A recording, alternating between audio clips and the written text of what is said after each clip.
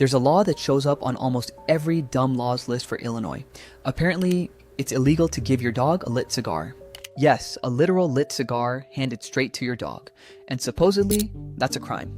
It sounds too specific to be made up, which is exactly why people have repeated it for decades. Illinois shows up on these lists constantly, way more often than most states. Cigars for dogs is just the most famous entry. Except there's no such law. Not in Illinois, not anywhere. Nobody has ever produced the actual statute. But there is a real law close enough to explain where this myth came from. It's called the Humane Care for Animals Act, and it makes it illegal to knowingly poison a dog or any other domestic animal. No mention of cigars anywhere in it, no mention of tobacco, just poison, full stop. Laws like that didn't always exist, by the way. America's first real animal cruelty law only showed up in 1866. A New York philanthropist named Henry Bergh pushed it through the same year he founded the ASPCA.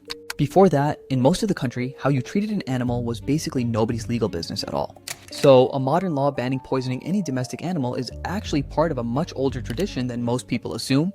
And here's the part that keeps the cigar myth alive. Nicotine really is toxic to dogs in real, documented veterinary cases. Vets still list it today as a genuine poisoning risk, right alongside chocolate and certain houseplants, with symptoms like vomiting, tremors, and a racing heart. So a lit cigar handed to a dog wouldn't just be a weird party trick. It could actually trigger that exact anti-poisoning law. Somewhere along the way though, that broad century-old anti-cruelty law got compressed into one oddly specific myth about cigars. It's a pattern you'll see over and over with these lists. A real, sensible rule shrinks down into one weirdly specific image that's easier to remember and share. But that still doesn't explain why this story keeps getting pinned to one particular place, a small town on Lake Michigan called Zion, Illinois. And once you actually look into Zion's history, the cigar story stops being the strangest thing about the town by a wide margin. Zion wasn't just founded, it was built as a theocracy in 1901 by a faith healer named John Alexander Dowie. His church even had a formal name for the whole operation, the Christian Catholic Apostolic Church.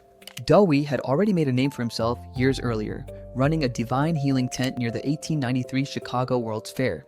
Thousands of people passed through it. Some historians think most of the healings were staged, though a few think he really did relieve some psychosomatic illness. Whatever was actually happening in that tent, Dowie walked away from the World's Fair with money, followers, and a plan. And by 1901, that plan had gotten a lot bigger than a church. Dowie publicly proclaimed himself Elijah the Restorer, the returned prophet sent to prepare the world for the second coming. A prophet needed a kingdom, so Dowie built one. 10 square miles of farmland, 40 miles north of Chicago, that he named Zion. He personally owned every inch of land underneath the entire city. Residents didn't buy property there. They signed 1,100-year leases straight from Dowie himself. And Dowie's rules for how to live in his city went far beyond dogs and cigars. Tobacco was banned outright for every single resident. So was alcohol, so was pork, so were oysters. Dancing was banned, theaters were banned, doctors and modern medicine were banned too, since Dowie claimed healing belonged to faith alone. Even joining a club like the Freemasons or the Elks Lodge could get you in trouble with the church. Dowie's hatred of tobacco wasn't random either. He claimed one puff from his father's pipe made him so sick as a child that he swore off it for life.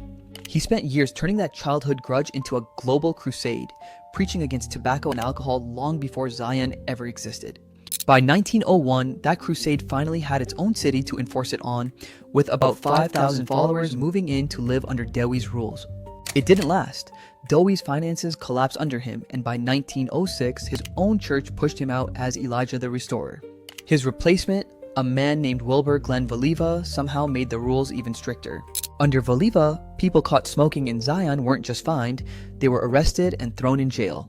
Zion wasn't just a religious curiosity either. It was a real company town, built around an operation called Zion Industries. Zion Industries manufactured actual Scottish lace, and later added a bakery that turned out its own Zion fig bar cookies and chocolates. Those, the workers making them, were paid far below standard wages.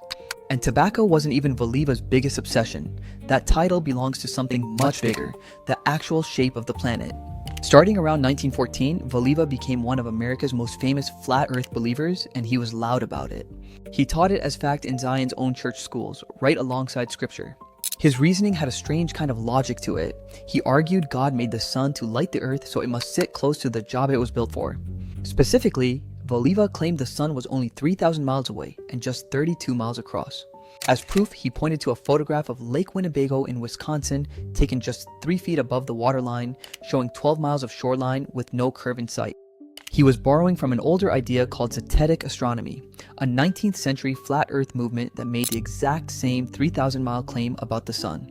Voliva didn't just believe it quietly, he publicly offered $5,000, real money at the time, to anyone who could prove the earth was round. In 1923, he went even further and became the first evangelical preacher in the country to own his own radio station. It was called WCBD, and it was powerful enough to reach listeners as far away as Central America, broadcasting flat earth theory over the airwaves right alongside his sermons. Voliva's grip on the city finally ended when the Great Depression bankrupted his businesses right along with him. He was voted out of power in 1937. The city celebrated by putting a picture of a globe on its brand new city sticker. Voliva himself died just 5 years later, in 1942, having spent the last decades of his life on the losing side of an argument the rest of the world had settled centuries earlier. So the real story of Zion was never about one dog and one cigar. It's about an entire town where smoking anything, dog or human, could get you arrested. A town run for decades by two men, each one convinced he understood something better than everyone else, faith, healing over medicine, and eventually, his own version of the solar system over basic geography. Somewhere in all of that, the actual history got compressed down into one clean, shareable myth: no cigars for dogs. It's simpler to repeat, it fits neatly in a listicle, and that's really how most of these dumb laws spread in the first place. Somewhere in the early internet, sites like dumblaws.com started publishing long lists of weird state laws, almost never with a source, a statute number, or a date attached. People shared them because they were fun, not because anyone checked them. And once a claim like that is out there, it just gets copied from list to list forever, decade after decade. Nobody along the way had to go dig through an actual state code. It was always easier to just repeat what the last list said. Illinois isn't even the only state where that pattern shows up. Similar, you can't do this to your pet stories circulate for plenty of other states, almost always missing the actual law behind them. Most of the time, when you trace them back, you find the same shape: a real, general animal welfare law, worded far more boring than the myth built on top of it, which is really the pattern behind almost every dumb law you've ever scrolled past online. There's almost always a real legal reason, or a real, far stranger history, hiding just underneath the punchline. Illinois never needed a specific law about cigars and dogs. It already had a broad one covering poisoning any animal at all, dating back to that same 19th century wave Henry Bergh helped start. What Illinois did have was a town that banned tobacco for every single resident and enforced it with actual jail time.